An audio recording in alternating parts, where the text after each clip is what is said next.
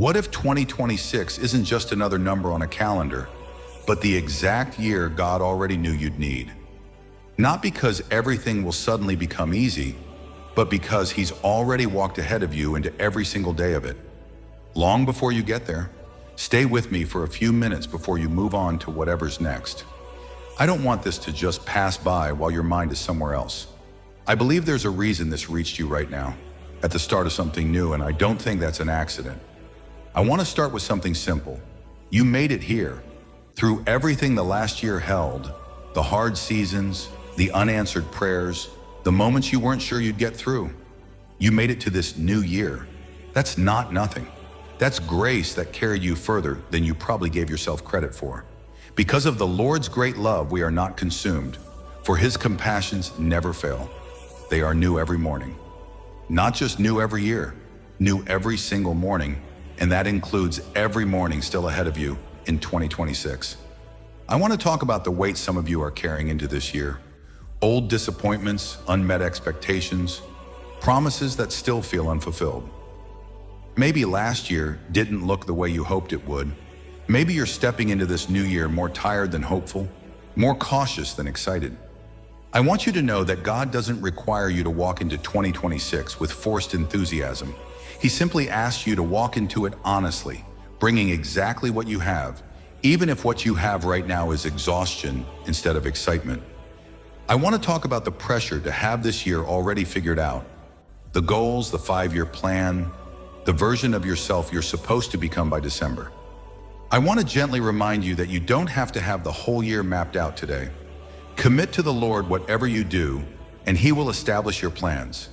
You're invited to bring your hopes, your goals, even your uncertainty, and trust that the outcome doesn't rest entirely on your own strength to control it. I want to talk about the fear some of us carry into a new year. The fear that this will be another year where things stay the same, where prayers go unanswered, where the breakthrough keeps getting delayed. If that fear is sitting with you, I want to remind you of a promise that doesn't have an expiration date. For I know the plans I have for you, declares the Lord. Plans to prosper you and not to harm you.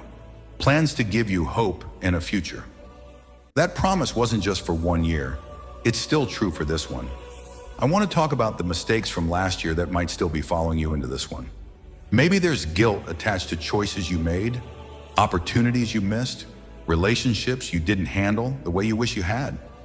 I want to remind you that grace doesn't require you to drag last year's failures into this year as extra weight. Forget the former things, do not dwell on the past. See, I am doing a new thing. Now it springs up. Do you not perceive it?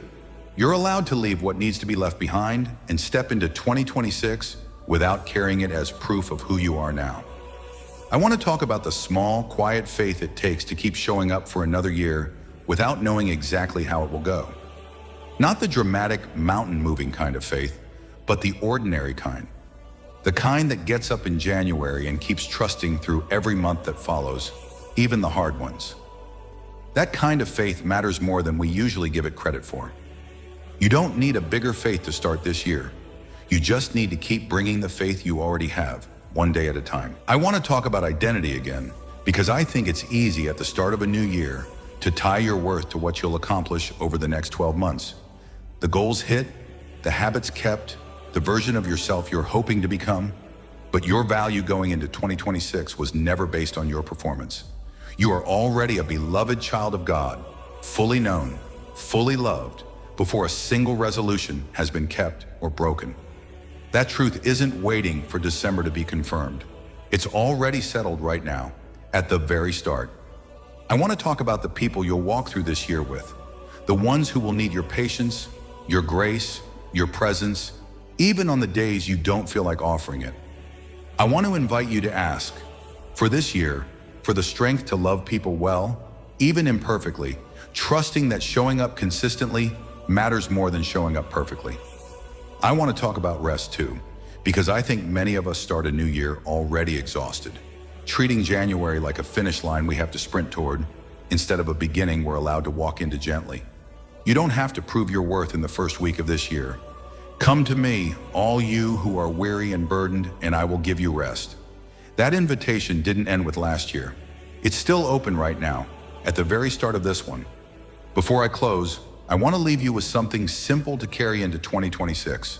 Whatever this year holds, the plans that go as expected and the ones that don't, the answered prayers and the ones still waiting, you don't have to walk through any of it alone. Cast all your anxiety on Him because He cares for you.